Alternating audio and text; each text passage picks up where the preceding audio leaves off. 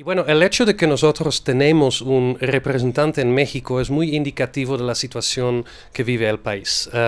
Según nuestras investigaciones, México es el país más peligroso en el hemisferio occidental para periodistas, con el número de periodistas asesinados más alto, el número de agresiones letales y no letales más alto de básicamente toda la región.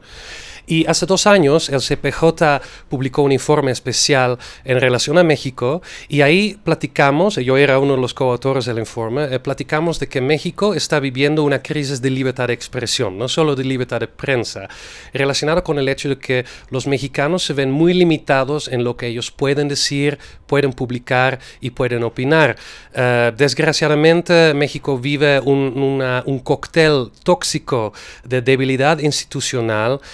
impunidad casi omnipresente, casi total, y falta de voluntad política por parte de los diferentes niveles de gobierno, estatal, municipal y federal, de atender esa problemática.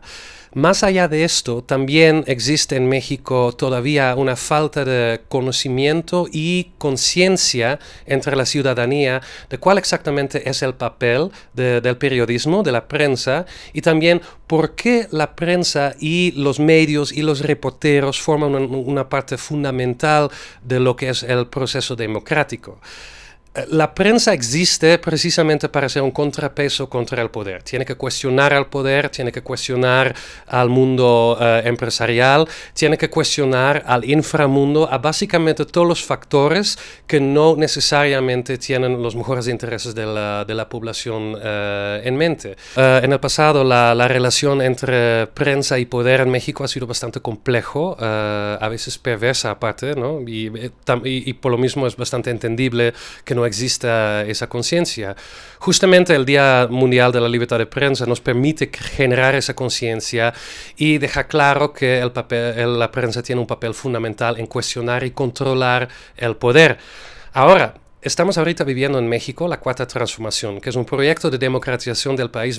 no solo legítima, pero también muy grande, muy transformatoria. Andrés Manuel López Obrador ganó la presidencia el año pasado con un margen enorme, con una legitimidad democrática como nunca antes hemos visto en el país. Es un proyecto democrático que hay que reconocer que es de suma importancia, pero al mismo tiempo es preocupante que por parte de presidencia y del gobierno federal no siempre se reconoce el papel de la prensa que nosotros, que acabo de mencionar, que nosotros consideramos de suma importancia, ¿no?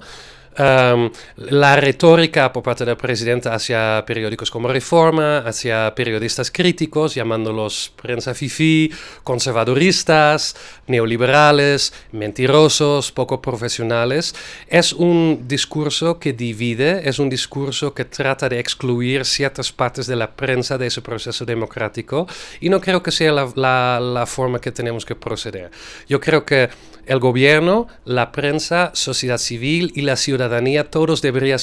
formar parte del mismo proceso, de la misma dirección hacia un México más democrático, más pacífico, más próspero, más libre